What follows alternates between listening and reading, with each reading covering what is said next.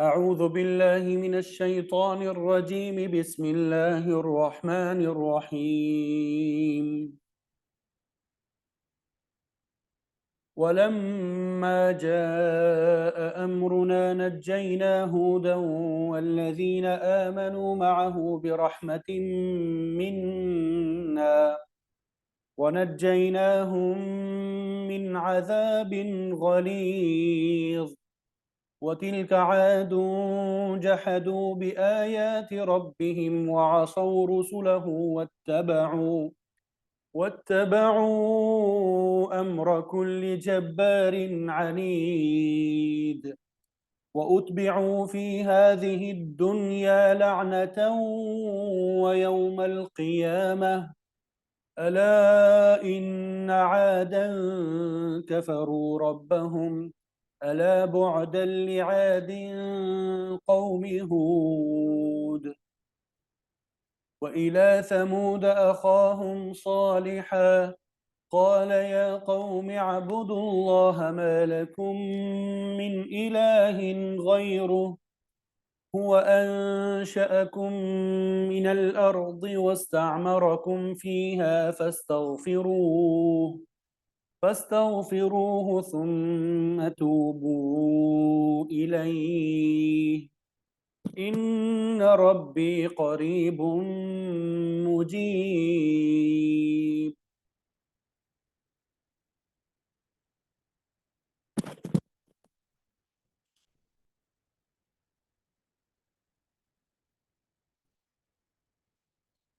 قالوا يا صالح قد كنت فينا مرجوا قبل هذا أتنهانا أن نعبد ما يعبد آباؤنا وإننا لفي شك مما تدعونا إليه مريب. قال يا قوم أرأيتم إن كنت على بينة من ربي وآتاني منه رحمة فمن ينصرني من الله إن عصيته فما تزيدونني غير تخسير.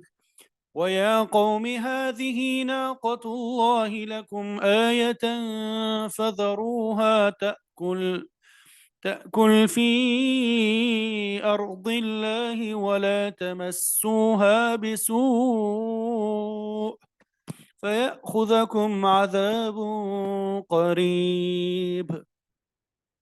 فعقروها فقال تمتعوا في داركم 3 أيام ذلك وعد غير مكذوب. فلما جاء أمرنا نجينا صالحا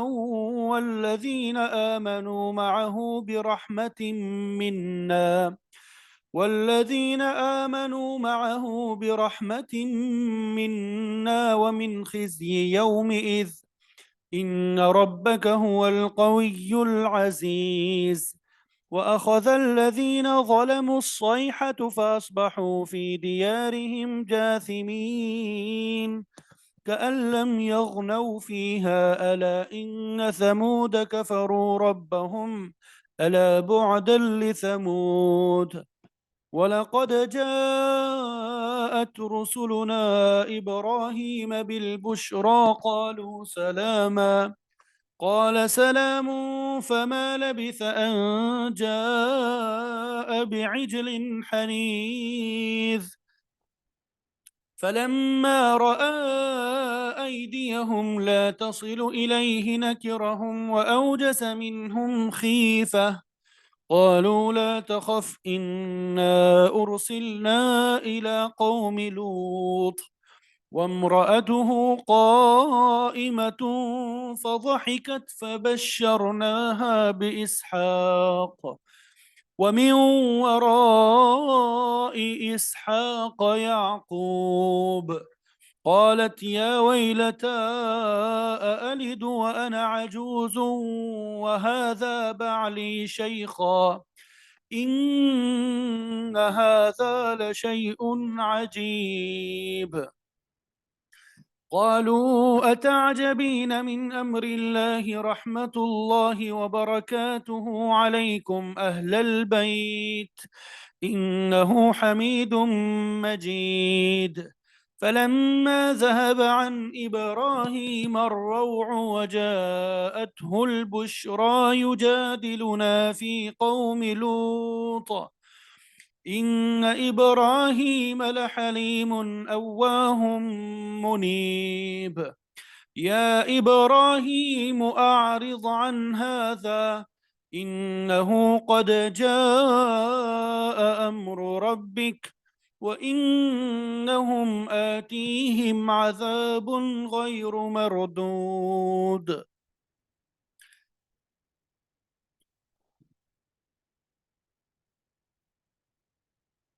صدق الله العظيم الحمد للہ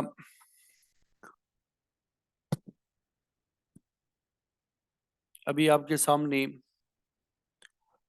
سورہ ہود آیت نمبر 58 سے آیت نمبر 76 تک تلاوت کی سعادت حاصل ہوئی، اور غالباً یہ ہمارا چھٹا سبق ہے سورہ ہود کا، اور امید ہے کہ 3-4 سبقوں کے بعد ہمارا یہ سورہ ہود جو ہے یہ بھی ختم ہو جائے گا، اور پھر اللہ نے چاہا تو آئندہ ہفتے میں کسی وقت سورہ یوسف کا آغاز کر دیں گے۔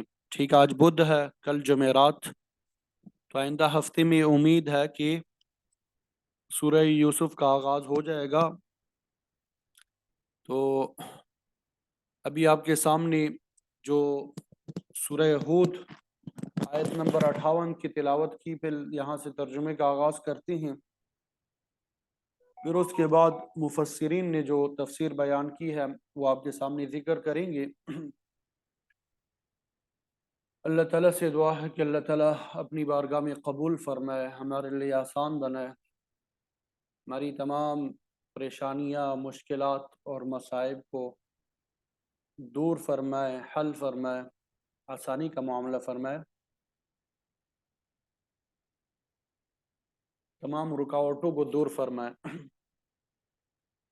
تو آیت نمبر 58 کی طرف آئیں۔ وَلَمَّا جَاءَ أَمْرُنَا نَجَّيْنَا، فَلَمَّا اور جب، جاء کا معنی ہوتا ہے آیا، آ گیا، امرنا ہمارا حکم، امر کا معنی کیا کریں گے؟ ہمارا حکم، ٹھیک ہے۔ نجینا ہم نے نجات دی، ہود علیہ السلام کو، والذین اور ان لوگوں کو، آمنو جو ایمان لائے، معہ ان کے ساتھ، جو آپ پہ ایمان لائے ان کو بھی نجات دی، برحمت اپنی رحمت کے ساتھ، منا اپنی طرف سے، یعنی جب ہمارا حکم آیا تو ہم نے اپنی مہربانی سے ہود اور ان پہ ایمان لانے والوں کو نجات عطا فرمائی۔ ونجینا اور ہم نے نجات دی انہیں من عذاب غلیظ عذاب سے، غلیظ جو باری ہے، باری عذاب سے انہیں کیا کر دیا؟ بچا لیا۔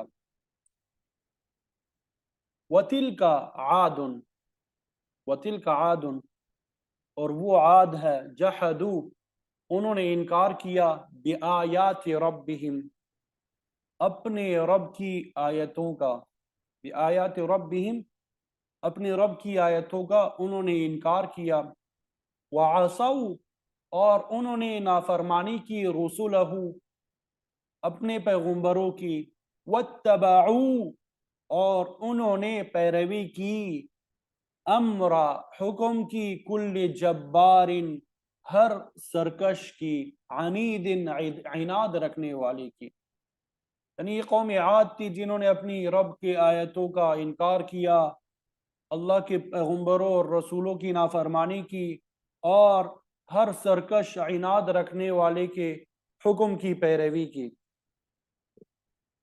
وَأُتْبِعُوا اور پیچھے لگا دیے گئی، فی ہذہ اسم الدنیا اس دنیا میں، اور پیچھے لگا دیے گئے اس دنیا میں لعنتن لعنت میں، ویوم القیامت اور قیامت کے دن، اس دنیا کی زندگی میں بھی اور قیامت کے دن بھی لعنت ان کے پیچھے لگا دی گئی۔ الا خبردار، ان عادن بے شک عاد نے کفرو انکار کیا، کفر کیا ربہم اپنے رب کا، الا خبردار بعدن دور ہو جائے لعاد عاد کے لیے، عاد کے لیے دوری ہے، لعاد قوم ہود کی، سن لو کہ ہود کی قوم عاد پہ پٹکار ہے یعنی لعنت ہے، بعد رحمت سے دوری ہے، رحمت سے دوری ہے۔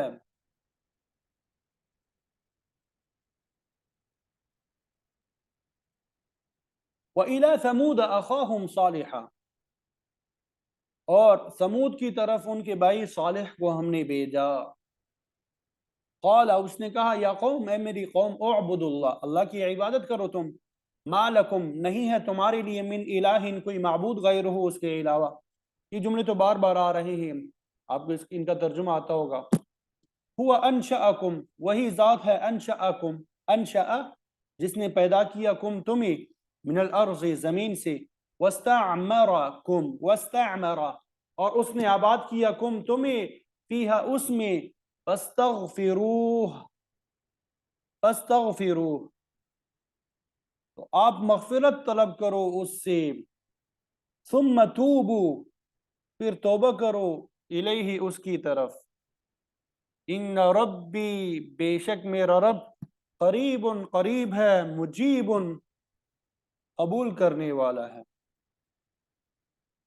پھر اس کے سامنے توبہ کرو، بے شک میرا رب قریب ہے اور قبول کرنے والا ہے۔ قالو انہوں نے کہا یا صالح اے صالح، قد کنت فینا یقیناً تو تھا، فینا ہم میں، مرجوً امیدوں کا مرکز، قبل هذا اس سے پہلے، اتنہانا کیا، تنہا تو روکتا ہے نہ ہمیں، یا تو روکتا ہے ہمیں، ان نعبد یہ کہ ہم عبادت کریں، ما یعبد اس کی جو عبادت کرتے ہیں آباؤنا ہمارے باپ، وَإِنَّنَا اور بے شک ہم، لفی شکن البتہ شک میں ہے، مما اس سے جو، تدعونا تم بلاتے ہو ہمیں، الیہ مریب اس کی طرف بے چین کرنے والا۔ تو وہ کہنے لگے اے صالح، اس سے پہلے تو تم ہماری امیدوں کا مرکز تھے، کیا تم ہمیں ان چیزوں کی عبادت سے روکتے ہو، منع کرتے ہو،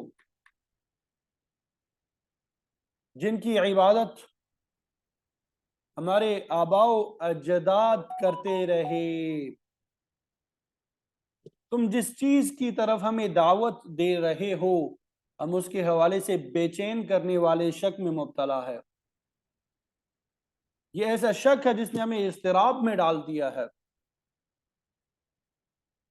قال یا قوم اس نے کہا اے میری قوم، ارائیتم یہ تو بتاؤ، ان کنتو اگر میں ہوں، علی بینۃ واضح دلیل پر، من ربی اپنے رب کی طرف سے، وآتانی منہ رحمتاً اور وہ دے مجھے اپنی طرف سے رحمت، فمن ینصرونی فمن تو کون، ینصرونی میری مدد کرے گا، من اللہ اللہ سے، ان عصیت اگر میں اس کی نافرمانی کروں، یعنی یہ تو بتاؤ کہ اگر میں اپنے رب کی طرف سے واضح دلیل پہ قائم ہوں اور وہ مجھے اپنے پاس سے خصوصی رحمت عطا فرمائے، پھر اگر میں اس کی نافرمانی کروں تو اللہ کے سامنے میری مدد کون کرے گا؟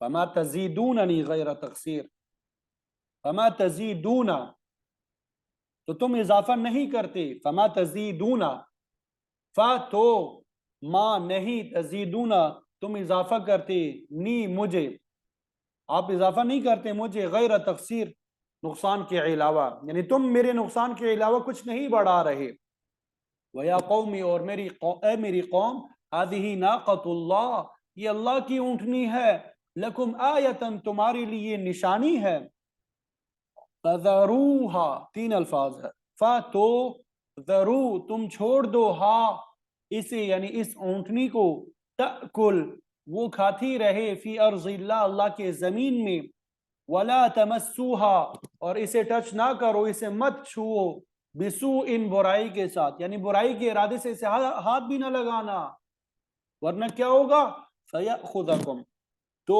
پکڑ لے گا تمہیں عذاب قریب کا عذاب ورنہ تمہیں بہت جلد عذاب آپ پکڑے گا فَعَقَرُوهَا فَعَقَرُوا تو انہوں نے اس کے پاؤں کاٹ ڈالے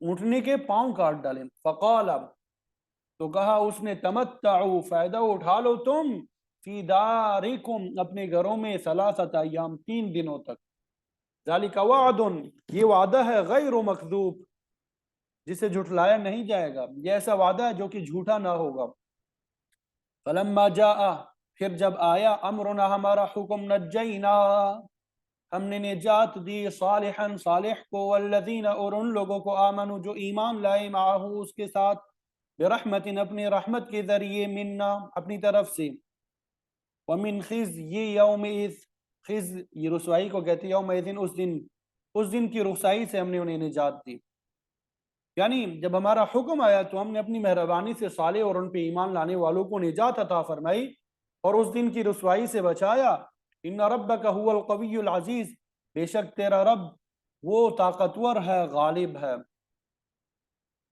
وَأَخَذَ الَّذِينَ ظَلَمُوا وَأَخَذَ اور پکڑ لیا الَّذِينَ ظَلَمُوا ان لوگوں کو ظلموا جنہوں نے ظلم کیا الصیحۃ چیخنے چنگاڑنے نے فَأَصْبَحُوا تو ہو گئے صبح کو فی دیارہم اپنے گھروں میں جاثمین اوندے منہ پڑے یعنی اپنے گھروں میں وہ اوندے منہ پڑے رہ گئے صبح کے وقت کأن لم یغنوا فیہا کأن گویا کہ لم یغنوا وہ نہیں رہے تھے فیہا اس میں وہ نہیں رہے تھے وہاں پہ کبھی بھی الا خبردار ان ثمودا بے شک ثمود کفروا انہوں نے کفر کیا ربہم اپنے رب کا الا خبردار بعدن دور ہو جائے لے ثمود کہ قوم ثمود پہ پٹکار ہے رحمت سے دوری ہے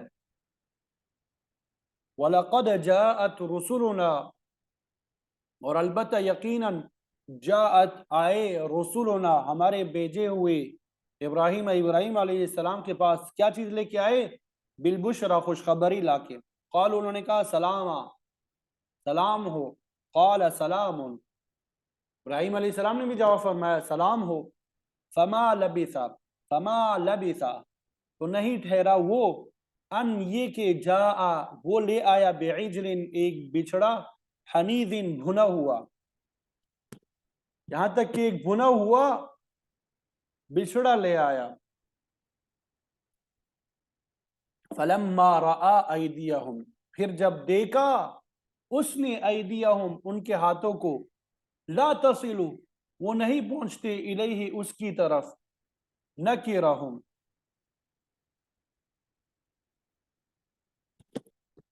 اوپرے لگے وَأَوْجَسَ اور اوجسا منہم خیفہ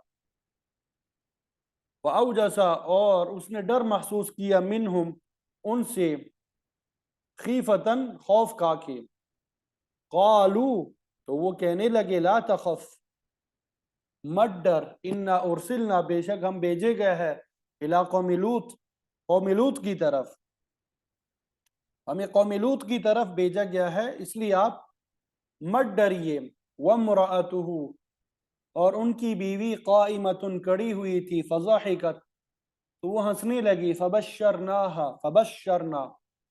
تو ہم نے خوشخبری دی انہیں بے اسحاق کی ومن وراء اسحاق اور اسحاق کے پیچھے یعقوب کی قالت وہ کہنے لگی یا ویلتا ہائی अलिदु, क्या मैं जन्म दूंगी, व अना अजूजुन, और मैं बुढ़िया हूँ, वहादा बाली, और ये मेरा शोहर, शैखन, उम्र रसीदा है, इन हादा लशैउन अजीब, बेशक ये अलबत्ता ताज्जुब वाली चीज़ है। क़ालू, वो कहने लगी, अताजबीना, क्या तू ताज्जुब करती है, मिन अम्रिल्लाहि, अल्लाह के हुक्म की, रहमतुल्लाहि, अल्लाह की रहमत की, व बरकातुहु, और उसकी बरकतें, अलैकुम, तुम्हारे ऊपर थी, अल्लाह की रहमत और उसकी बरकतें तुम पर है, अहलल बैत, ए घर वालों, इन्नहु हमीदुन, बेशक वो काबिल तारीफ है, मजीदुन, बुजुर्गी वाला है। वो कहने लगे, क्या तुम अल्लाह के हुक्म पे ताजुब कर रही हो, ए घर वालों, तुम पे तो अल्लाह की रहमत और उसकी बरकतें हैं, बेशक वो काबिल तारीफ और बुजुर्गी वाला है। फलम्मा ज़हबा, फिर जब ज़हबा चला गया, अन इब्राहीम, इब्राहीम से, अर्रउ, डर, वजाअतहु, और आई उसके पास, अलबुशरा, खुशखबरी, युजादिलुना, युजादिलुना, वो झगड़ने लगा हमसे, फी कौमिन, फी कौमी लूत, लूत के बारे में, युजादिलुना, वो झगड़ने लगा हमसे लूत अलैहिस्सलाम के बारे में। इन्ना इब्राहीम, बेशक इब्राहीम अलैहिस्सलाम, लहलीमुन, अलबत्ता बुर्दबार है, अव्वाहुन, नरम दिल है, मुनीबुन, रुजू करने वाले हैं। या इब्राहीम, ए इब्राहीम, आरिज़ अन हादा, छोड़ दे ये, इन्नहु क़द जाअ, बेशक तहकीक आ चुका है, अम्र रब्बिक, तेरे रब का हुक्म, व इन्नहुम आतीहिम, और बेशक वो आने वाला है उन पे, अजाबुन, अजाब, गैर मरदूद, जो नहीं ठाला जाएगा, यानी उन पे ऐसा अजाब आएगा जो नहीं ठाला जाएगा। तो ये इन आयात का तर्जुमा है जो आपके सामने बयान कर दिया। उम्मीद करता हूँ कि तर्जुमा समझ में आ गया होगा। अब तफसीर बयान करते हैं। तर्जुमा समझ में आ गया इंशाअल्लाह।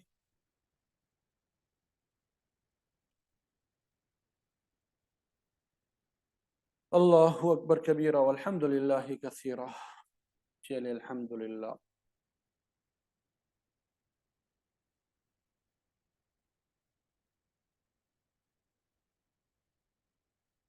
तो इससे पहले हमने हूद अलैहिस्सलाम की कौम के सामने जो तकरीर की, उनकी नसीहत, वाज, तबलीग और उनकी मेहनत और कोशिश का जिक्र हुआ। अल्लाह ताला ने आपकी कौम की नाफरमानी और सरकशी का जिक्र भी फरमाया। कौम हूद का जिक्र भी कुरान मजीद की मुख्तलिफ सूरतों में आया है। सूरह आराफ में भी आया है। वहाँ पर कुफर और शिर्क की मुख्तलिफ बातों का तज़किरा है। उन्होंने मुख्तलिफ मकासद के लिए मुख्तलिफ माबूद बनाए हुए थे। तो हूद अलैहिस्सलाम की तबलीग के जवाब में कौम ने आपको बेवकूफ़ कहा। यहाँ पे भी हमने अभी पढ़ा कि वो कहते थे, हूद, तुम्हारा दिमाग ख़राब हो गया है, तुम पे हमारे माबूदों की मार पड़ गई है, तुम हमें ख्वामख्वाह डरा रहे हो, अगर इन माबूदों की इबादत ना छोड़ी तो हलाक हो जाएंगे। हम तुम्हारी बातों से खौफ नहीं खाते, फ़अतिना बिमा तईदुना, तुम हमें जिस अजाब से डरा रहे हो उससे ले आओ, हम तुम्हारी किसी बात को तस्लीम नहीं करते। हूद अलैहिस्सलाम को 40 साल की उम्र में नबूवत अता हुई। जैसा कि बिलउमूम अल्लाह ताला का तरीका है, आपने कुल 464 साल उम्र पाई। उस सारे अरसे में अल्लाह ताला का पैगाम लोगों तक पहुंचाते रहे, तकलीफ़ें उठाते रहे। आप फरमाते थे कि तुमने जो कुछ मेरे साथ करना है कर गुजरो, मुझे किसी चीज़ का खौफ नहीं है। मैं तो सिर्फ अल्लाह ताला की ज़ात पे भरोसा करता हूँ, जो मेरा और तुम्हारा सबका परवरदिगार है। हर जानदार की पेशानी जो है अल्लाह के हाथ में है, वो जब चाहे किसी कौम को हलाक करे और किसी दूसरी कौम को खड़ा कर दे। मुफस्सिरीन फरमाते हैं कि कौम आद की मुसलसल नाफरमानी की वजह से अल्लाह ताला ने उन पे तंगी डाल दी, कहत पड़ गया, उनकी औरतें भी बांझ हो गई। तिरमिज़ी शरीफ की रिवायत के मुताबिक इमाम बैज़ावी और बाज़ दीगर मुफस्सिरीन बयान फरमाते हैं कि हूद अलैहिस्सलाम पे ईमान वाले लोगों की तादाद सिर्फ 4000 थी, बाकी सारी कौम मुनकिर ही थी। उस दौर में मक्के के अतराफ में भी कौम आद ही आबाद थी।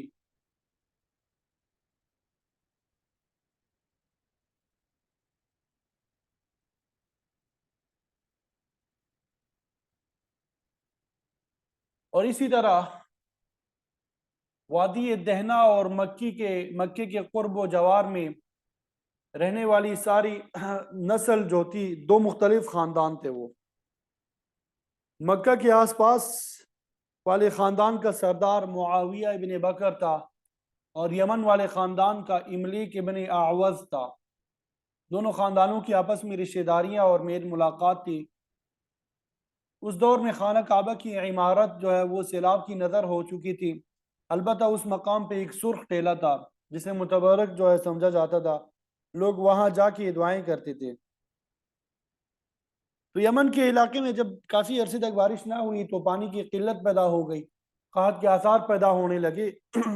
ان حالات میں قوم عاد نے فیصلہ کیا کہ اپنے ایک وفد مکے بھیجا جائے جو وہاں جا کے بارش کے لیے دعا کرے، تو شاید اللہ تعالیٰ قحط کو دور کر دے اور پھر خوشحالی جو ہے وہ لوٹ آ جائے۔ تو 70 آدمیوں کا ایک وفد 2 سرداروں کی قیادت میں مکہ روانہ ہوا۔ وہ لوگ مکے کے قریب وہاں کے سردار معاویہ ابن بکر کے ہاں جا کے اترے۔ میزبان نے ان کی بڑی آؤ بھگت کی اور وہاں کے رواج کے مطابق ان کے کھانے پینے، عیش و آرام کے لیے خوب انتظام کیا، حتیٰ کہ ان کی تفریح طبع کے لیے گانے والی لونڈیوں کا بھی بندوبست کیا۔ وہ مہینے تک دعوتیں اڑاتے رہے، اس مقصد کے لیے آئے وہ بھول ہی گئے۔ تو میزبان جو تھے وہ خود ان کے طویل قیام کی وجہ سے تنگ آ چکا تھا، لیکن وہ انہیں کہہ نہیں سکتا تھا کیونکہ یہ عرب کے اصول میزبانی کے خلاف تھا۔ بالآخر مہمان سردار کو خیال آیا کہ ہم تو خوشحالی کی دعا کرنے آئے، لیکن یہاں پہ عیش و آرام میں پڑھ کے اسے بھی بھول گئے۔ اس نے ساتھیوں کو مشورہ دیا کہ اب انہیں یہاں سے رخصت ہو کے اصل مقصد کی طرف آنا چاہیے۔ اس نے یہ بھی کہا کہ میرا یہ دل گواہی دیتا ہے کہ جب تک تم اللہ کے رسول ہود پہ ایمان نہیں لاؤ گے، یہاں پہ دعائیں کرنا بھی تمہیں کچھ مفید نہیں ہوگا۔ دوسرے ساتھیوں نے سمجھا کہ مرثد جو ہے، جو وہاں ان کا میزبان تھا، وہ ہود علیہ السلام پہ ایمان لا چکا ہے، لہذا وہ اس سے ناراض ہو گئے اور کہنے لگے کہ اسے ہم دعا کے مقام پر اپنے ساتھ نہیں لے جائیں گے۔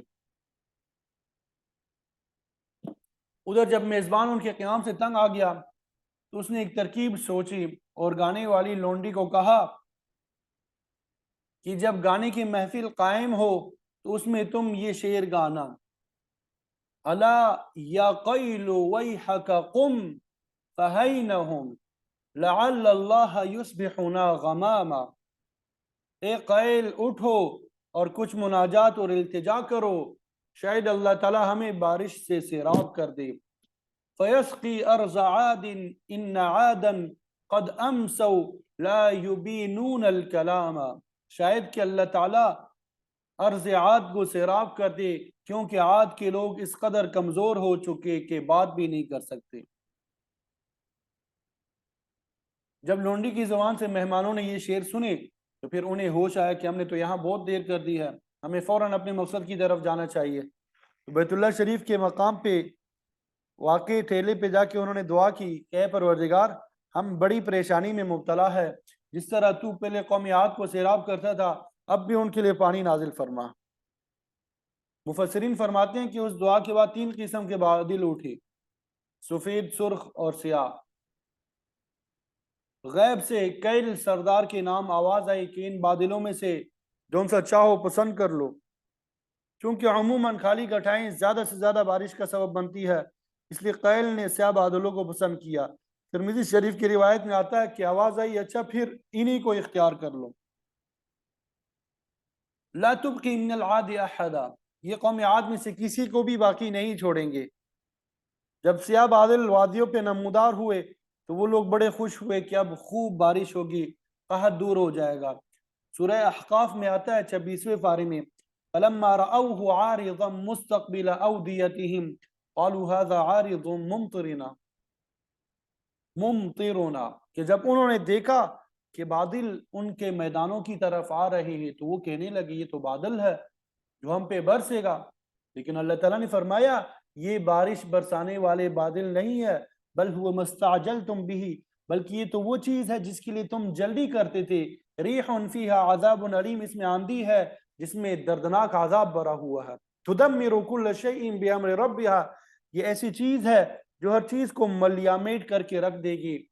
تو جب بادل آئے تو ان میں سے ایسی زہریلی ہوا خارج ہوئی جس نے پوری قوم کو تباہ کر دیا۔ حدیث شریف میں آتا ہے کہ یہ ہوا مغرب کی جانب سے آئی تھی۔ آپ صلی اللہ علیہ وسلم کا فرمان بھی ہے کہ قوم عاد کو مغرب کی طرف سے چلنے والی گرم ہوا سے ہلاک کیا گیا، جبکہ اللہ نے میری مدد مشرق سے چلنے والی ٹھنڈی ہوا کے ساتھ کی، جسے باد صبا کہتے ہیں۔ ایک باد دبور جو مغرب کی طرف سے چلتی ہے، باد صبا جو مشرق کی طرف سے چلتی ہے۔ غزوہ احزاب کے موقع پہ بھی مشرق کی طرف سے ٹھنڈی ہوا چلی تھی، اس کی وجہ سے مشرکین کے خیمے اکھڑ گئے، انہوں نے محاصرہ اٹھا کے واپس جانے کا فیصلہ کیا۔ تو قوم عاد پہ ایسی خطرناک ہوا چلی کہ اس نے ہر چیز کو تہ و بالا کر دیا، درخت گرا دیے، عمارتیں منہدم ہو گئی، انسانوں کو اچھال اچھال کر اور آپس میں ٹکرا ٹکرا کے ہلاک کیا گیا۔ گرم اور تیز ہوا لوگوں کے ناک میں داخل ہو کے دوسری طرف نکل جاتی اور اعضاء کو ٹکڑے ٹکڑے کر دیتی تھی۔ سورہ حاقہ میں سخرہا علیہم 7 لیال و8 ایام حسوما، یہ تند و تیز ہوا 7 راتیں اور 8 دن تک مسلسل چلتی رہی اور پوری قوم کو تباہ و برباد کر کے رکھ دیا۔ بڑے بڑے جسم جسیم آدمی ایسے پڑے تھے جیسے کھجوروں کے تنے ہو۔ اللہ تعالیٰ نے فرمایا فَهَلْ تَرَى لَهُم مِّن بَاقِيَةٍ، کیا ان میں سے ایک بھی زندہ بچا؟ اللہ تعالیٰ نے اس قوم پہ ایسا سخت عذاب نازل فرما کر پوری قوم کو ملیامیٹ کر دیا۔ اللہ تعالیٰ نے فرمایا وَلَمَّا جَاءَ أَمْرُنَا، جب ہمارا حکم آ گیا، نَجَّيْنَا هُودًا وَالَّذِينَ آمَنُوا مَعَهُ بِرَحْمَةٍ مِّنَّا، ہم نے ہود علیہ السلام اور آپ کے ساتھ ایمان لانے والوں کو اپنی خاص مہربانی سے بچا لیا۔ ان کی تعداد 4000 تھی۔ کہتے ہیں کہ جس مکان میں اہل ایمان موجود تھے وہاں مسموم زہریلی ہوا نہیں پہنچی تھی، باقی ساری قوم کا خاتمہ ہو گیا۔ اللہ تعالیٰ نے فرمایا وَنَجَّيْنَاهُم مِّنْ عَذَابٍ غَلِيظٍ، وَنَجَّيْنَاهُم مِّنْ عَذَابٍ غَلِيظٍ، ہم نے انہیں گھاڑے عذاب سے نجات دی۔ اگر عذاب غلیظ سے دنیاوی عذاب مراد ہے تو پھر یہ وہی گرم ہوا ہے جو کافروں پہ ہفتہ بھر چلتی رہی اور بالآخر سب کو ہلاک کر دیا۔ مفسرین فرماتے ہیں کہ اگلی آیت میں قیامت کا ذکر بھی ہے، تو اس اعتبار سے عذاب غلیظ سے آخرت کا عذاب بھی مراد ہو سکتا ہے۔ یہاں پہ نجینا کا لفظ 2 مرتبہ آیا ہے۔ یہاں پہ نجینا کا لفظ کتنی مرتبہ آیا ہے؟ 2 مرتبہ آیا ہے۔ تو اس سے یہ بھی مراد ہو سکتی ہے کہ اہل ایمان کو ایک دفعہ ہم نے اس دنیا کے عذاب سے نجات دی اور پھر آگے چل کے قیامت کے دن کے عذاب سے بھی نجات دیں گے۔ وَتِلْكَ عَادٌ، یہ ہے قوم عاد جن کی کارگزاری بیان ہوئی۔ جَحَدُوا بِآیَاتِ رَبِّهِمْ، انہوں نے اپنے رب کی آیتوں کا انکار کیا۔ وَعَصَوْا رُسُلَهُ، اور اس کے رسولوں کی نافرمانی کی، ان کو جھوٹا اور مجنون کہا، ان کی بات ماننے سے انکار کیا۔ تو یہاں پہ اشکال پیدا ہوتا ہے کہ ذکر تو صرف ہود علیہ السلام کا ہو رہا ہے لیکن رسول جمع کا صیغہ ہے۔ مفسرین فرماتے ہیں کہ ممکن ہے اس وقت ہود علیہ السلام کے علاوہ بعض دوسرے رسول بھی موجود ہو، کیونکہ ایک ایک وقت میں کئی کئی انبیاء کا ذکر بھی تو ملتا ہے، جیسے بنی اسرائیل کے دور میں ہوتا رہا ہے۔ یونس علیہ السلام کے زمانے میں بھی بیک وقت 5 رسول موجود تھے، جن میں سے آپ کو منتخب کر کے نینوا کی بستی کی طرف بھیجا گیا۔ اور بعض فرماتے ہیں کہ جمع کا صیغہ اور رسولوں کے متعلق دیگر مقامات پہ بھی استعمال ہوا ہے، اور اس کا مطلب یہ ہے کہ کسی ایک رسول کا انکار تمام رسولوں کے انکار کے مترادف ہے، کیونکہ دین اور پیغام سب کا ایک ہی رہا ہے۔ سارے پیغمبر یہی کہتے رہیں اعبدوا اللہ ما لکم من الہ غیرہ، کہ لوگوں صرف اللہ کی عبادت کرو کیونکہ اس کے علاوہ تمہارا کوئی معبود نہیں ہے۔ تو قوم عاد نے آیات الہی کا انکار کیا، رسولوں کی نافرمانی کی، واتبعوا امر کل جبار عنید، ہر سرکش اور عنادی آدمی کی پیروی کی، ہر اس سردار اور چودھری کے پیچھے لگے جو حق کے ساتھ عناد رکھتا تھا، حکم الہی کی سرتابی کرتا تھا۔ بالعموم مفاد پرست اور اغراض کے بندے ایسے ہی لوگوں کا اتباع کرتے ہیں، اچھے لوگوں کی بات نہیں مانتے۔ فرعون نے بھی موسیٰ اور ہارون علیہ السلام کی بات نہ مانی بلکہ اپنے عنادی سرداروں کا کہنا مانا۔ قوم عاد نے بھی یہی کیا کہ اللہ کے رسول ہود علیہ السلام کی بات پہ غور نہ کیا بلکہ عناد اور تعصب کے پیچھے چلتے رہے۔ اس کا نتیجہ یہ ہوا وَأُتْبِعُوا فِي هَذِهِ الدُّنْيَا لَعْنَةً، اس دنیا میں ان کے پیچھے لعنت لگا دی گئی۔ ظاہر ہے کہ اس دنیا میں بھی قوم فرعون، عاد، ثمود یا قوم لوط کو اچھے لفظوں سے یاد نہیں کیا جاتا ہے، تاریخ میں ان کا ذکر نافرمان اور عذاب زدہ قوموں کی حیثیت سے آتا ہے، انہیں ہمیشہ کے لیے لعنت کا تمغہ دیا گیا ہے۔ یہ تو اس دنیا کا حال ہے۔ وَيَوْمَ الْقِيَامَةِ، اور قیامت کے دن بھی یہ لوگ لعنت میں گرفتار رہیں گے، وہاں ان کو اس دنیا سے بھی زیادہ ذلت اٹھانی پڑے گی۔ پھر آگے لوگوں کو تنبیہ کی جا رہی ہے، الا ان عادا کفروا ربهم، بے شک، الا خبردار، سنو، بے شک عاد نے اپنے پروردگار کا انکار کیا، اپنے خالق، بخشنے والے، نعمتیں عطا کرنے والے، ہر آسائش مہیا کرنے والے رب کا انکار کیا، اس کی توحید اور اس کے رسولوں کو تسلیم نہ کیا، اس کا حکم نہ مانا۔ فرمایا الا سنو، بعدا لعاد قوم ہود، قوم ہود کے لیے ہلاکت اور بربادی ہے۔ بعد کا معنی دوری ہوتا ہے، اور یہاں مراد اللہ کی رحمت سے دوری ہے۔ لعنت کا بھی یہی مفہوم ہے کہ لعنتی آدمی اللہ کی رحمت سے دور ہو جاتا ہے۔ بعد کا دوسرا معنی ہلاکت ہوتا ہے۔ اس مقام پہ یہی موضوع ہے۔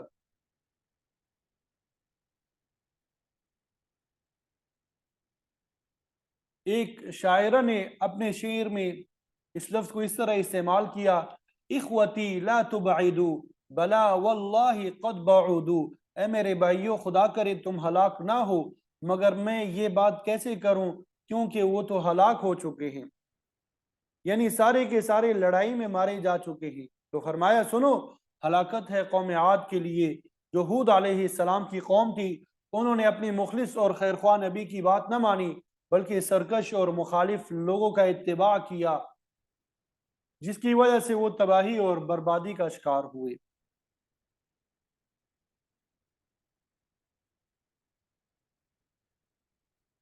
پھر اس کے بعد اگلی آیات میں اللہ رب العزت نے قوم ثمود کا ذکر کیا۔ یہ قوم عاد ثانیہ بھی کہلاتی ہے۔ عاد کی طرح یہ لوگ جو ہے یہ سام بن نوح کی اولاد میں سے تھے۔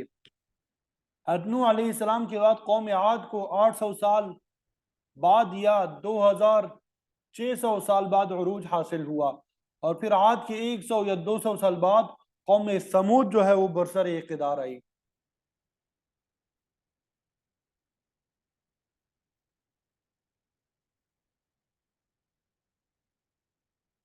شاہ عبدالعزیز مفسر قرآن لکھتے ہیں کہ اس قوم کے 1700 دیہات، قصبات اور شہر آباد تھے، بڑے متمدن تھے، یہ پتھروں کو تراشنے میں بڑے ماہر تھے، پہاڑوں کو کاٹ کاٹ کے بڑے عالی شان نقش و نگار والے مکان تعمیر کرتے تھے۔ سورہ اعراف میں موجود ہے کہ کھلی جگہوں پہ یہ لوگ بڑے عالی شان محلات تعمیر کرتے تھے، ان کے بنائے ہوئے مکانات ہزاروں سال گزرنے کے بعد آج بھی موجود ہے، ان پہ بنے ہوئے نقش و نگار ان لوگوں کی مہارت کا منہ بولتا ثبوت ہے۔ دنیا بھر کے جو سیاحت کرنے والے ان تعمیرات کو دیکھنے کے لیے جاتے ہیں، ان عمارات کے کھنڈرات پہ سمودی، سامی یا آرامی زبان میں لکھے ہوئے کتبے بھی موجود ہے۔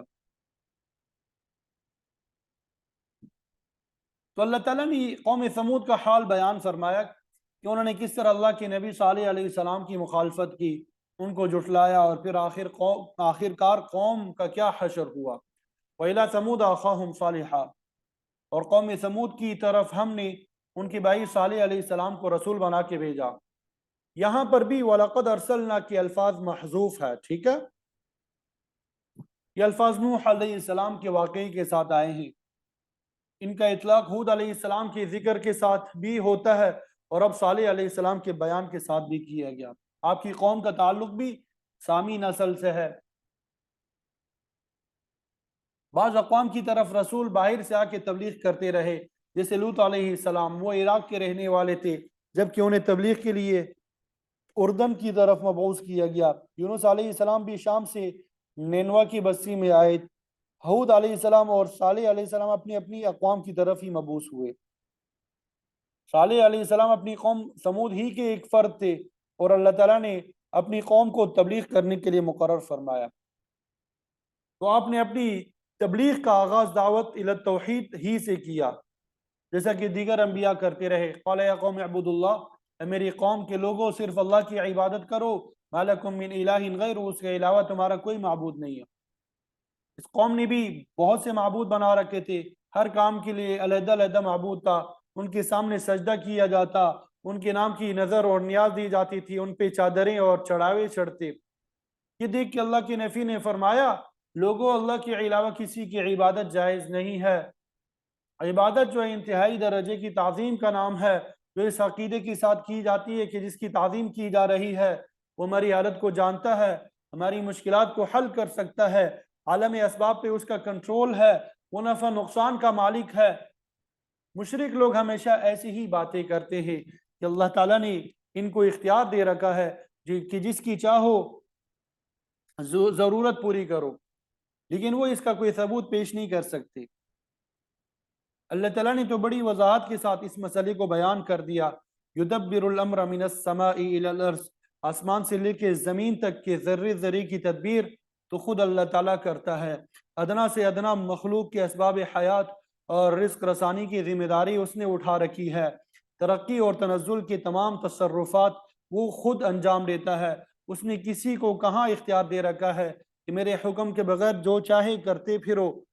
یہ تو مشرکین کا باطل خیال ہے۔ تو لائق کہ عبادت صرف وہی ذات ہو سکتی ہے۔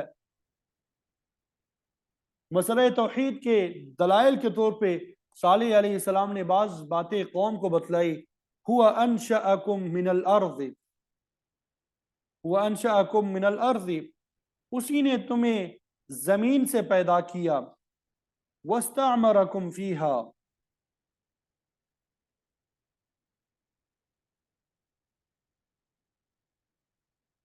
مٹی سے انسانی تخلیق کی دو صورتیں ہیں۔ پہلی یہ کہ تمام انسانوں کے جد امجد آدم علیہ السلام کو اللہ تعالیٰ نے براہ راست مٹی سے پیدا فرمایا۔ خلقہ من تراب ثم قال له کن فیکون، سورہ آل عمران میں موجود ہے۔ آدم علیہ السلام کو مٹی سے پیدا کیا اور پھر اس میں روح ڈالی اور کہا ہو جا تو وہ ہو گیا۔ دوسری جگہ پر ہے کہ مٹی کو گھون کر اس کا خمیر بنایا گیا، پھر اس کا مجسمہ بنایا اور اس میں روح ڈالی۔ مطلب یہ کہ جب اولین انسان کی پیدائش براہ راست مٹی سے ہوئی تو باقی انسان بھی بالواسطہ مٹی ہی کی پیدائش تصور کیے جائیں گے۔ اسی لیے آپ صلی اللہ علیہ وسلم نے لوگوں کو یاد دلایا کہ ان کی تخلیق حقیر مٹی سے ہوئی ہے، اس لیے وہ ایک دوسرے پہ نسلی فوقیت پہ فخر نہ کیا کرے۔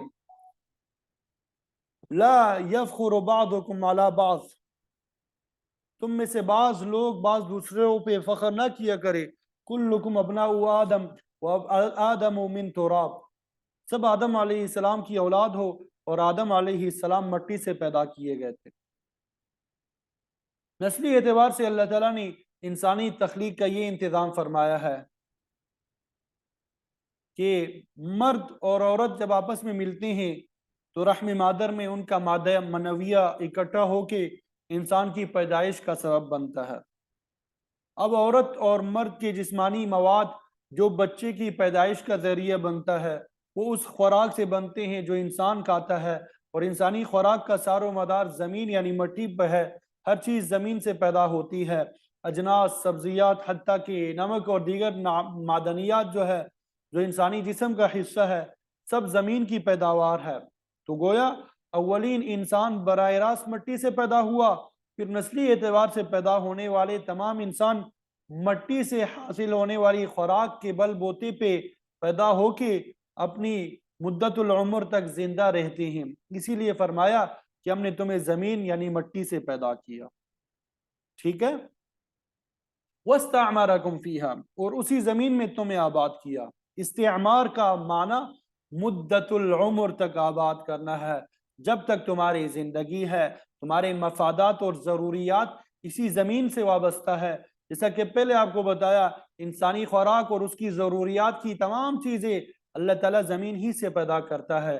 بعض فرماتے ہیں وَاسْتَعْمَرَكُمْ میں اللہ تعالیٰ نے حکم دیا ہے کہ اے لوگو، تم اس زمین کو آباد کرو، اس میں کھیتی باڑی کر کے غلہ اگاؤ، باغات لگا کے پھل پیدا کرو، اور زمین کے تہ سے پانی اور معدنیات نکالو اور ان چیزوں کو اپنے استعمال میں لاؤ۔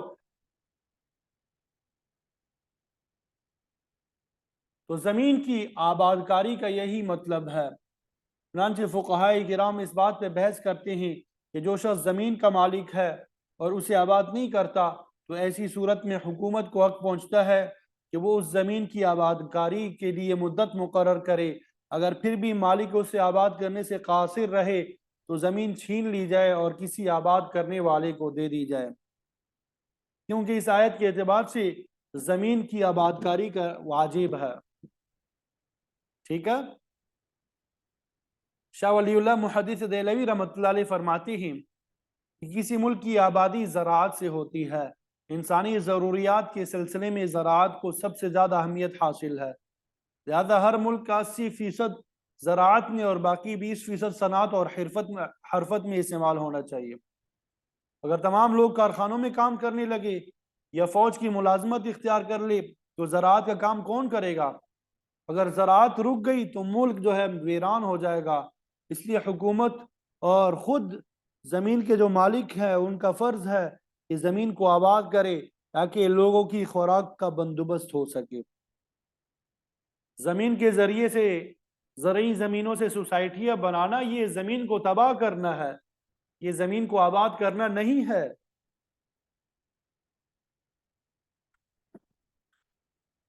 عمرہ کا لفظ جو ہے وہ بھی اسی لفظ وَاسْتَعْمَرَ سے مشتق ہے۔ اگر کوئی شخص اپنا مکان یا زمین عمر بھر کے لیے کسی دوسرے شخص کو دے دیتا ہے تو وہ ہبہ یا صدقہ ہو جائے گا۔ ایسے ہی جائیداد دوسرے شخص کی ملکیت میں چلی جائے گی، پھر واپس نہیں ہو سکے گی۔ اس شخص کی وفات کے بعد وہ جائیداد اس کے وارثان میں تقسیم ہوگی اور اصل مالک کو واپس نہیں ہو سکے گی۔ اگر کوئی شخص ہبہ کرتے وقت کسی خاص مدت کے بعد واپسی کی شرائط لگائے گا تو ایسی شرط باطل سمجھی جائے گی۔ عمرہ یہ ایک لفظ استعمال ہوتا ہے اس کے لیے، ٹھیک ہے۔ اللہ تعالیٰ نے تمہارے لیے اس زمین میں آباد کاری کا سامان پیدا کیا، اب تمہارا بھی فرض ہے فاستغفروہ، اس پروردگار سے بخشش طلب کرتے رہو، اپنے گناہوں کی معافی مانگتے رہو۔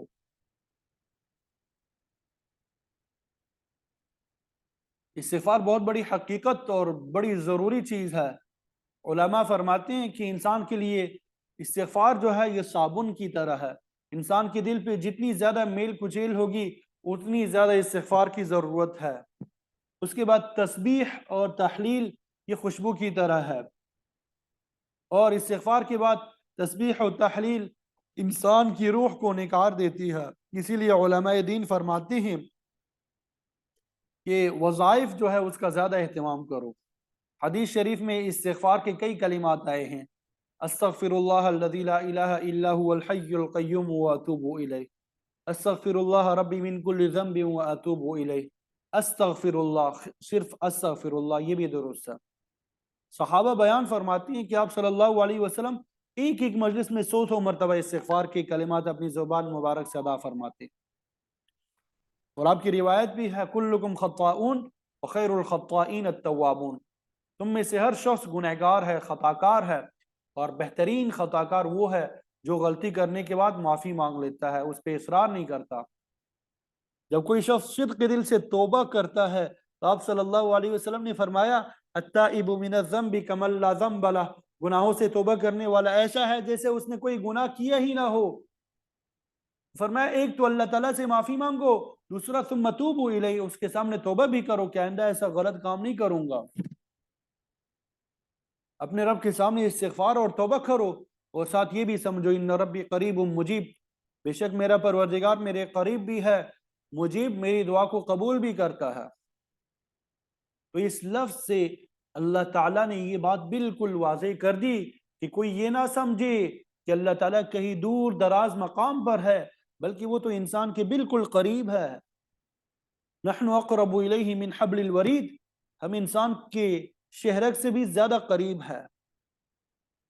اس وقت درمیان میں حجاب پڑے ہوئے ہیں، جب یہ حجاب دور ہو جاتے ہیں تو انسان کو حضوری نصیب ہو جاتی ہے۔ اللہ تعالیٰ قریب ہے اور مجیب بھی ہے، وہ ہر دعا کرنے والی کی دعا کو سنتا ہے، قبول کرتا ہے۔ مشرک لوگ درمیان میں بلا وجہ واسطہ ڈالتے ہیں کہ ہماری تمہارے آگے اور تمہاری خدا کے آگے، یہ باطل نظریہ ہے۔ اللہ تعالیٰ نے قریب اور مجیب کے الفاظ لا کے اس باطل عقیدے کی جڑ کاٹ دی، لیکن مشرک لوگ اسی عقیدے پہ اڑے ہوئے ہیں کہ ہم ان کو راضی کرتے ہیں اور یہ آگے اللہ تعالیٰ کو راضی کرتے ہیں۔ اللہ تعالیٰ تو علی الاعلان کہہ رہا ہے کہ ہر وہ شخص قریب ہے اور اس کی دعا کو سنتا ہے، وہ ہر شخص کے قریب ہے، وہ ہر شخص کی دعا کو سنتا ہے، قبول کرتا ہے۔ جس وسیلے اور توسل کو بزرگان دین جائز قرار دیتے ہیں وہ ایک فروعی بات ہے۔ اس توسل کی حقیقت صرف اتنی ہے کہ ان لوگوں سے ہمیں محبت ہے، کیونکہ انہوں نے ہمیں اللہ کا راستہ بتایا ہے۔ دعا کا قبول اور رد تو اللہ تعالیٰ کے اختیار میں ہے، تاہم ہم التجا کرتے ہیں کہ ان بزرگوں کے طفیل سے ہماری دعا کو قبول فرما، اور اگر کوئی یہ عقیدہ رکھتا ہے کہ فلاں بزرگ اللہ تعالیٰ کو ضرور ہی راضی کرے گا لہذا ہمیں اس کو راضی کرنا چاہیے، تو یہی شرک ہے۔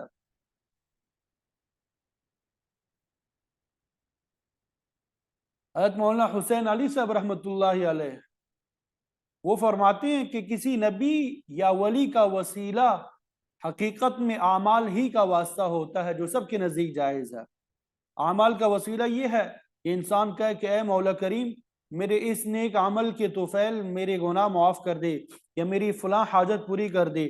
اسی طرح یوں کہنا چاہیے کہ اے اللہ فلاں بزرگ کے طفیل سے میری دعا قبول کر لے، تو یہ بھی حقیقت میں فعل ہی کا واسطہ ہے، کیونکہ کوئی نبی یا ولی بذات خود مقصود نہیں ہوتا، بلکہ اس کے ساتھ محبت ہونے کی وجہ سے اس کو ذریعہ بنایا جاتا ہے، اور محبت ایک فعل ہے۔ اسی طرح کسی متبع کی اتباع ایک فعل ہے، اس فعل کی برکت سے وہ دعا کی قبولیت کی درخواست کرتا ہے۔ اس سے زیادہ وسیلے کا کوئی مقصد نہیں ہے۔ اگر کوئی سمجھتا ہے کہ کوئی نبی یا ولی من حیث الذات اس کی مراد پوری کرتا ہے اور وہ اسی کی رضا چاہتا ہے یا وہ سفارش کر کے بچا لے گا، تو یہ مشرکانہ عقیدہ ہے جس کی عدم معافی کا اللہ تعالیٰ نے بار بار اعلان فرمایا کہ یہ معاف نہیں ہوگا۔ صالح علیہ السلام کی یہ تقریر سن کے ان لوگوں نے کہا قالوا یا صالح، وہ لوگ کہنے لگے اے صالح علیہ السلام قد كنت فینا مرجوا قبل هذا،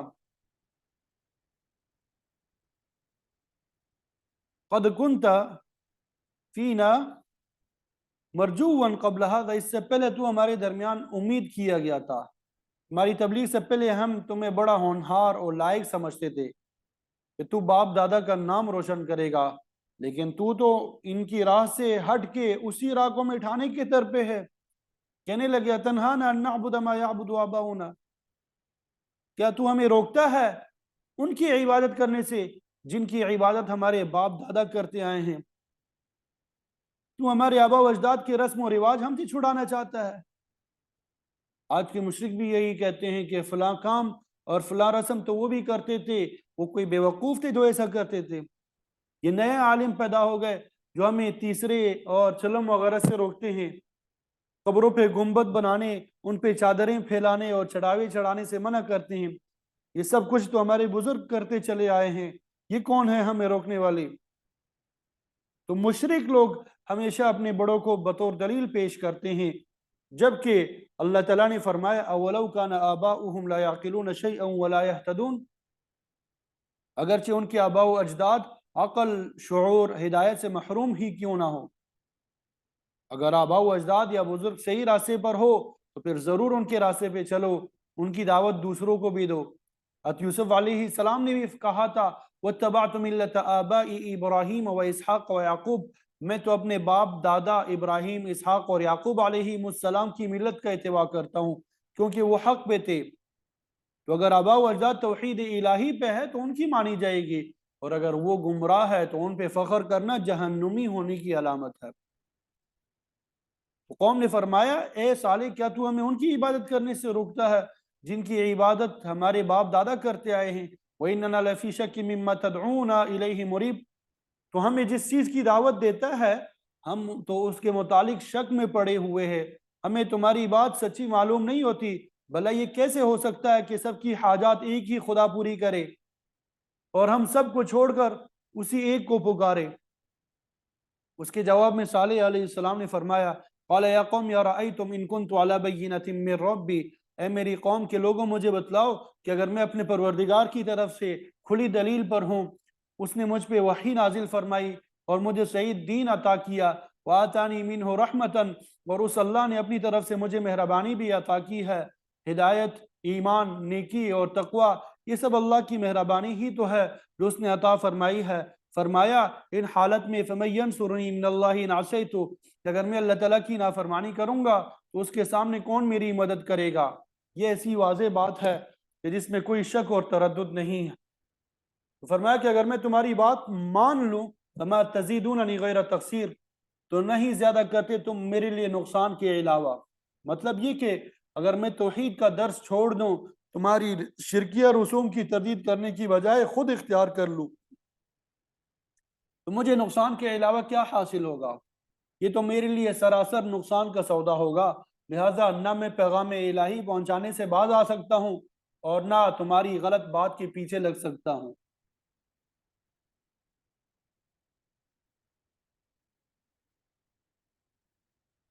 اللہ اکبر کبیرہ والحمد للہ کثیرہ.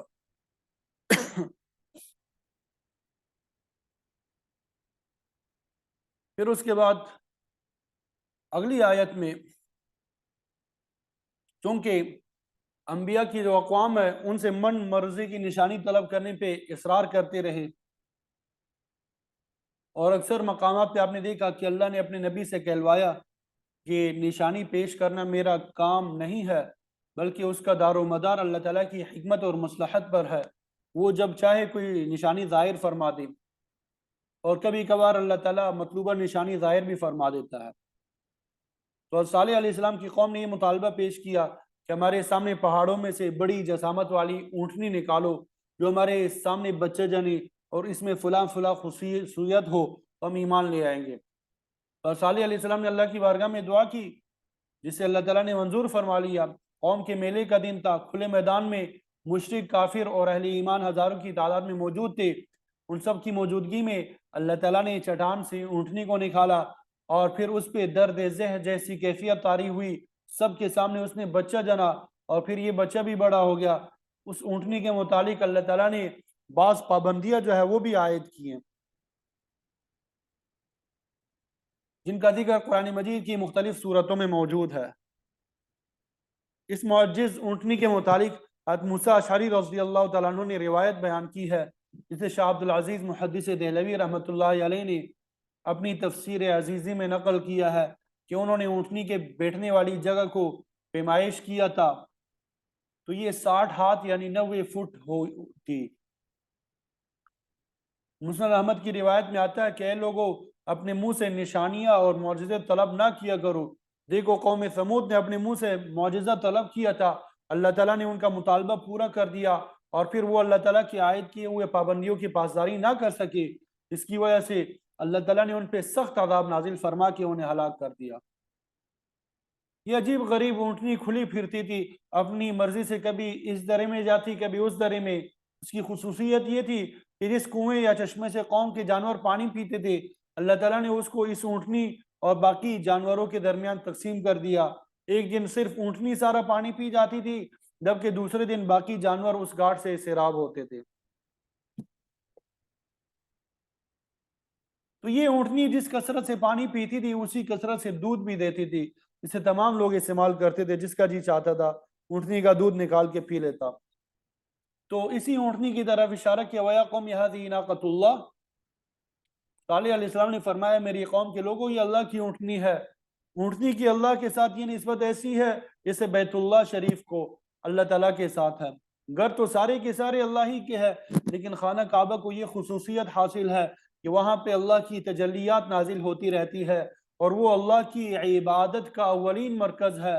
کلمت اللہ اور عیسیٰ روح اللہ جیسے کلمات کی اللہ کی طرف نسبت ان کی شرافت کی بنا پر ہے کہ کلمات تو سارے اللہ ہی کے ہے، اور روح بھی سارے کے سارے اللہ کے پیدا کیے ہوئے، لیکن عیسیٰ علیہ السلام کی پیدائش چونکہ غیر معمولی طریقے سے ہوئی تھی اس لیے آپ کو روح اللہ کا لقب دیا گیا۔ اسی طرح اونٹنیاں ساری اللہ ہی کے پیدا کیے ہیں، لیکن صالح علیہ السلام کی اونٹنی کو اللہ تعالیٰ نے سلسلہ تولید و تناسل کے بغیر معجزانہ طور پہ پیدا فرمایا، اسی لیے اسے ناقۃ اللہ کا لقب دیا گیا۔ یہ اللہ کی اونٹنی ہے۔ لکم آیا، یہ تمہارے لیے خاص نشانی کے طور پہ ہے، فذروہا، تو اس کو چھوڑ دو، تأکل فی ارض اللہ، تأکل فی ارض اللہ، تاکہ یہ اللہ کے زمین میں کھانا کھاتی رہے، چرتی رہے۔ وَلَا تَمَسُّوهَا بِسُوءٍ، اور اس کو برائی کے ساتھ مت چھونا، یعنی اس کو تکلیف نہ پہنچانا۔ اگر ایسا کرو گے فَيَأْخُذَكُمْ عَذَابٌ قَرِيبٌ، تو تمہیں اللہ کا عذاب بہت جلد آ پکڑے گا، اور پھر تمہیں مہلت بھی نہیں ملے گی۔ تو یہ بات جان لینی چاہیے کہ یہ اونٹنی اللہ تعالیٰ کی نشانی ہے، اس کا احترام لازم ہے، اس کی توہین موجب سزا ہے۔ اللہ کے تمام شعائر کی تعظیم جو ہے یہ ضروری ہے، سورہ حج میں موجود ہے، وَمَن يُعَظِّمْ شَعَائِرَ اللَّهِ فَإِنَّهَا مِن تَقْوَى الْقُلُوبِ، کہ جو کوئی شعائر اللہ کی تعظیم کرتا ہے تو یہ تو دل کے تقوی کی بات ہے، یعنی جس کے دل میں خوف خدا ہوگا وہ ضرور اللہ کی شعائر کی تعظیم کرے گا۔ اب شعائر اللہ میں بہت سی چیزیں آتی ہے جن میں بیت اللہ شریف، تمام مساجد، صفا مروہ کی پہاڑیاں، ان کو اللہ تعالیٰ نے شعائر اللہ کا لقب دیا۔ قرآن مجید، نماز، اذان، حج، خود آپ صلی اللہ علیہ وسلم کی ذات یہ شعائر اللہ میں داخل ہے۔ ان سب کا احترام ضروری ہے، جو ان کی توہین کرے گا سزا کا مستحق ہوگا۔ یہ الگ بات ہے کہ کوئی شخص دنیا کی زندگی میں چند دن سزا سے بچا رہے گا، لیکن شعائر اللہ کی توہین کر کے کوئی شخص اللہ کی گرفت سے بچ نہیں سکتا۔ امام شاہ ولی اللہ محدث دہلوی رحمۃ اللہ علیہ فرماتے ہیں کہ شعائر اللہ کی تعظیم خود اللہ تعالیٰ کی تعظیم کے برابر ہے، کیونکہ شعائر اللہ ہی، شعائر جو ہے وہ اللہ تعالیٰ ہی کے مقرر کیے ہوئے ہیں۔ اسی لیے اللہ تعالیٰ نے قوم سمود کو فرمایا کہ اس اونٹنی کو برائی کے ساتھ مت چھونا، ورنہ اللہ تعالیٰ کا عذاب تمہیں جلد ہی پکڑ لے گا۔ اس قوم نے اللہ کے حکم کی نافرمانی کی، سورہ شمس میں موجود ہے، کذبت ثمود بطغواہا، قوم سمود نے اپنی سرکشی کے بنا پہ اپنے پیغمبر علیہ السلام کو جھٹلایا اور پھر شدید عذاب میں مبتلا ہوئے۔ اللہ تعالیٰ کے واضح حکم کے باوجود قوم سمود نے نافرمانی کی، فعقروہا، اونٹنی کے پاؤں کاٹ دیے۔ اس مقصد کے لیے انہوں نے ایک آدمی مقرر کیا جس نے اپنے دوسرے ساتھیوں کے ساتھ مل کر اس منصوبے کو عملی جامہ پہنایا۔ یہ لوگ گھات لگا کے ایک درب میں بیٹھ گئے، جب اونٹنی پھراتی وہاں سے گزری تو گونڈوں نے تلوار چلا کے اس کے پاؤں کاٹ دیے، اور پھر جب وہ زمین پر گر گئی تو اس کے ٹکڑے ٹکڑے کر کے اس کا گوشت تقسیم کر لیا۔ جب اونٹنی زمین پہ گر گئی تو اس کے بچے نے 3 چیخیں ماری اور پھر دوڑ کر اسی پہاڑی کی طرف چلا گیا جہاں سے اونٹنی پیدا ہوئی تھی، اور وہی غائب ہو گیا۔ صالح علیہ السلام نے اس بچے کو کافی تلاش کیا لیکن وہ نہ ملا۔ اس سانحہ کے بعد فقال، اللہ کے نبی نے فرمایا، تمتعوا فی دارکم 3 ایام، کہ تم 3 دن تک اپنے گھروں میں فائدہ اٹھاتے رہو۔